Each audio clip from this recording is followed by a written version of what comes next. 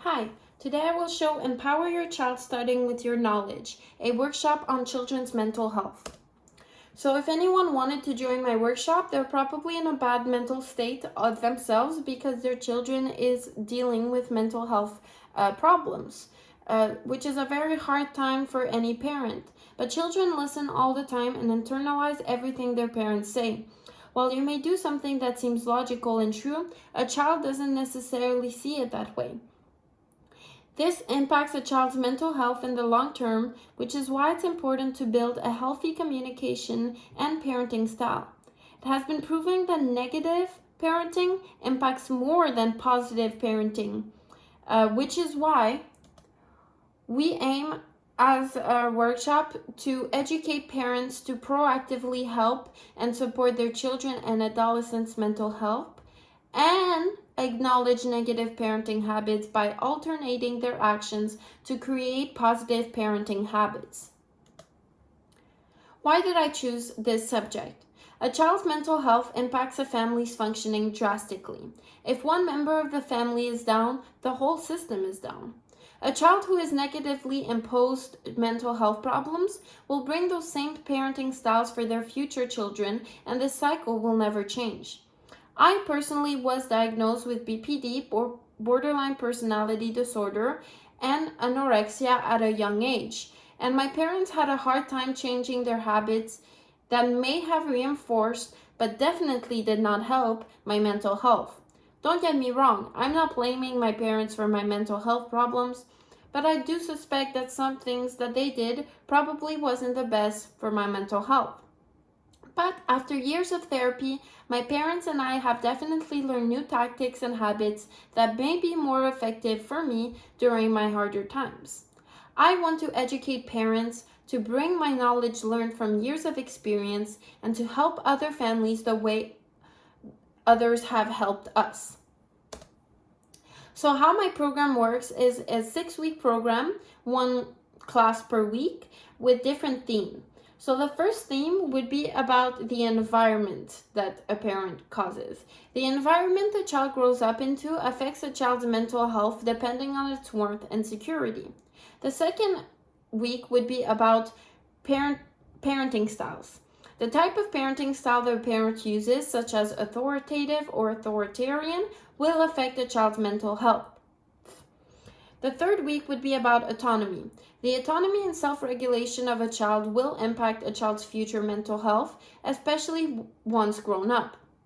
The fourth week would be about the emotional communication that a parent teaches their children, and that may impact a child's social life or social capabilities, which will ultimately impact their mental health. The fifth week will be talking about perspective. So, as I mentioned, parents' action towards their child will change the way a children perceive their parents or the perception they have of them, which will ultimately may be negative. Finally, the 6th week would be about professional help. So, if things gets too serious, and a recap of the recent weeks. Then for this presentation, we'll also go into conclusion and the references. So the first week we would go about the environment. And for each week, we would acknowledge negative parenting to really understand what we're doing wrong. To fix our problems, you need to first acknowledge what you do wrong. So for negative parenting, that would be harsh criticism and lack of praise. That means frequently pointing out flaws or mistakes, rarely showing appreciation, belittling language, sarcasm, and name-calling. Children exposed to frequent criticism are more prone to depression, anxiety, and poor self-esteem. But how can we change it? The positive parenting of that would be to create a warm and supportive environment. Show a lot of affection regularly, hugs, kind words, quality time. Validate feelings. I see that you're upset. Do you want to talk about it? Is an example. Being emotionally available, especially during distress time. Parental warmth and affection predict lower levels of depression and anxiety in children. It reduces the stress and promotes secure attachment. The activity that we would do for this week would have for goal to distinguish between harmful criticism and constructive supportive languages. We would first split everyone in groups of 4. Then I would give each group a situation where a child did something that may bring up a negative reaction from a parent automatically. For example, dropping a glass of water on the table. Then I would ask them to act out the 2 versions of the scene. One would be to respond with harsh criticism, and the other would be to reframe the situation using constructive feedback and emotional validation. For the example of the water class, an example of the harsh criticism would be to say, God, you never pay attention, you're never careful, be better. And to reframe this, we could say instead, that's okay, it wasn't your fault, you didn't mean to. Next time, just try to put your glass of water a little further away from your arm. Then finally, I would discuss what aspects of the harsh criticism that makes an environment dark and negative, and which aspect of the constructive feedback makes a mood or an environment positive. The second week would be about parenting styles. So what people usually tend to do that have negative parenting style is the inconsistent or harsh disciplines. That could mean yelling, spanking, threatening, arbitrary or unpredictable rules, punishment without explanation. And this can lead to fear-based compliance rather than children having internal self-control. And this fear-based compliance may disrupt emotional development and stress regulation in the brain. Furthermore, it has also been proven that authoritarian parenting increases risk of depression. So the authoritative style of parenting could be positive parenting. It has clear, consistent, and respectful boundaries. Children need structure to feel safe, but how rules are enforced matters. It needs to be consistent with expectations and consequences. You have to explain the reason behind rules to your children. Authoritative parenting, high in warmth and structure, has been linked to the best mental health outcome in youth. So for the activity of that week, what I would, for goal, would be to create a positive and structured environment with rules. This would mean creating a fun family bulletin board in the same style as a classroom agreement. So if it was with a child who's dealing with a mental health problem, you could make the board pretty and nice, like a crafting experience with your child. Then you could write down understandable and fair rules and agree on consequences with your child and adolescents. So what we would do at the workshop would be to come up with understandable and fair rules depending on the children's problem. And then when you get home, you can both agree on consequences so that you both agree what is fair. Then both the child and the parents needs to sign the paper and to keep it away as to not make it too strict by having it on display, but making it on paper makes it more real for a child. The third week would be about autonomy. So over control or over protection is some things that a lot of parents struggle with, especially overprotectiveness recently. So that could be making every decision for the child, not letting them experience failure, discomfort, or not trusting them to handle responsibility.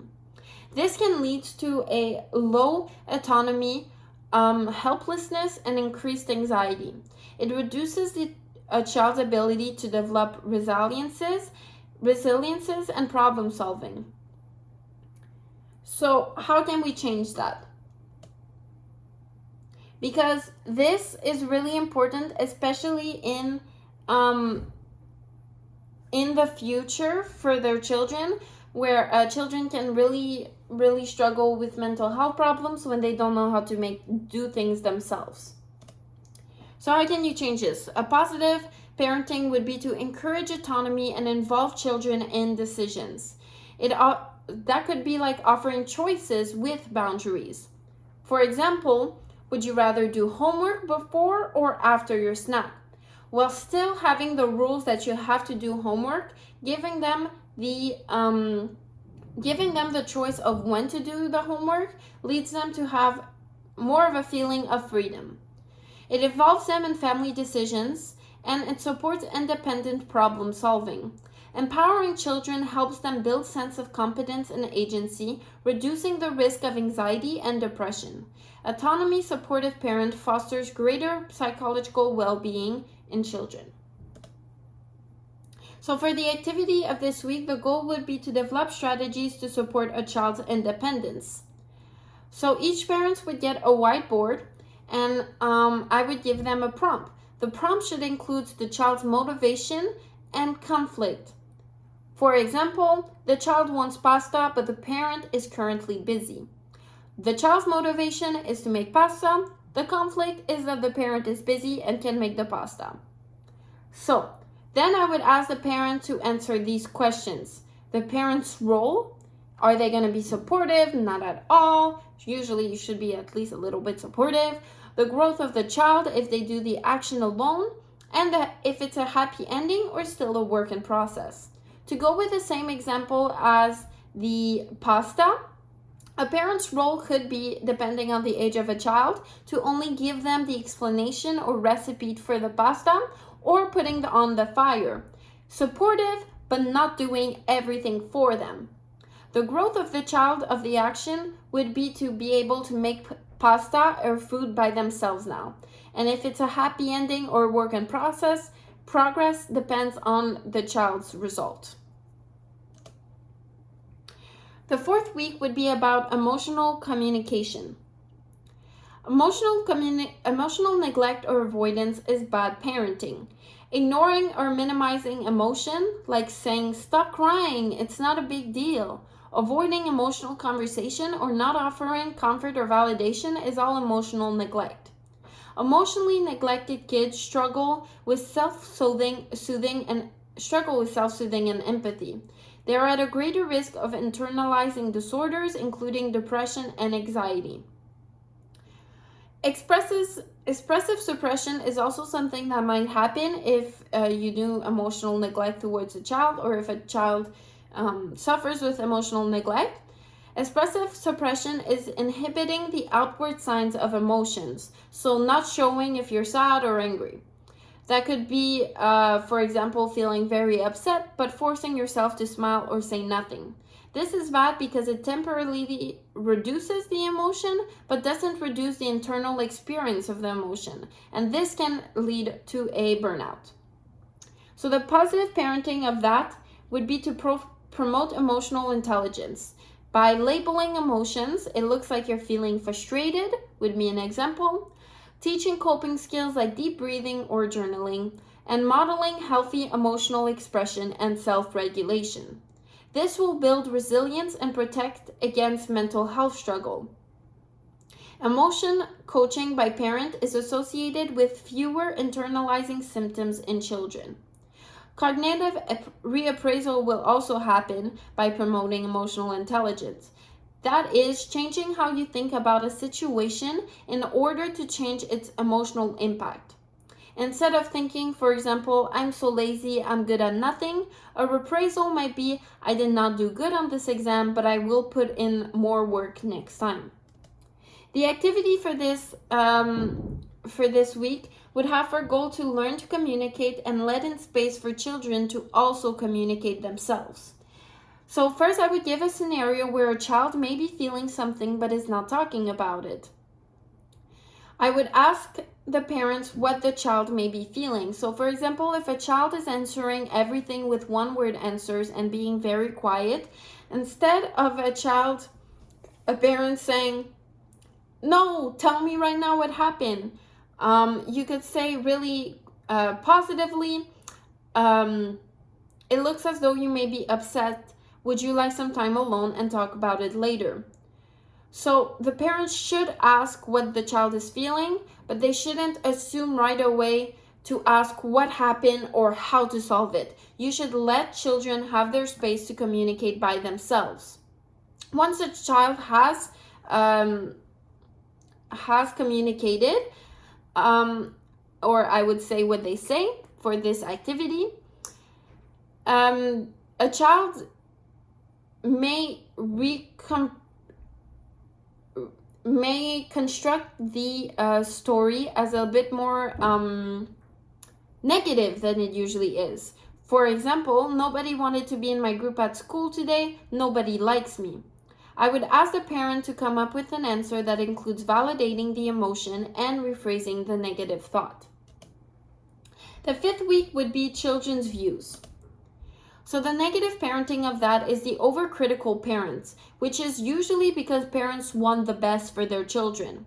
That would be meaning success-oriented or failure-oriented responses instead of effort-oriented, but which we will talk about after. Parents predominantly focus on failures, which undermines children's resilience and increase depressive symptoms. So the positive for that would be to foster growth mindset, help children see mistakes as a learning opportunity, can lower perfectionism, anxiety, and depression.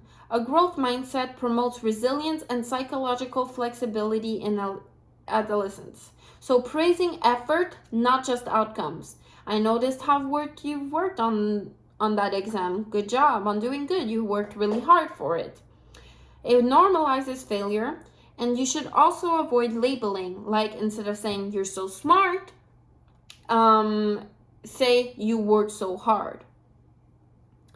So the activity for that week would have goal to improve the way you talk to a child appropriately. So first I would give 2 sets of cue cards, one with parents' logical thoughts and way of thinking, and the second would be a set of cue cards with the child's way of thinking, the child's answer or thinking of what the parent said. So, for example, the cue cards would say, for the parent side, you're so smart, they should have been easy, you practice the shot for hockey a lot, don't mess it up. But for the child's way of thinking, it would be, I need to be perfect, my parents are only proud if I succeed and if I can fail. So then I would ask the parents to match both sets with their corresponding child's answer. And finally, we would discuss in a group what they could have said that would have been more constructive towards a child. So the last week would be a recap of everything, but of also professional help. So long-term emotional distress in children. So if children are exposed to a parental mental health problems exhibited constantly, it will have a higher level of emotional distress into adulthood. Parental mental health problems are associated with a range of behavioral and developmental challenges in children, including emotional reactivity, anxiety, depression, and attention problems. There's also an elevated risk of child maltreatment if parent has mental health problem, which is why I will recommend everything we've done in the past 6 weeks, everything that we've learned in class, and CBT, which CBT involves behavioral activations, cognitive restructuring, and active caregiver involvement and relationship. So, in conclusion, negative parenting have all of these effects, while positive parenting have all of these effects on mental health problems. How will my program help? So it will increase awareness of parenting impact, how your actions may impact your child without even realizing it or meaning to. The program relates scientifically evidence-based articles to have better parenting habits.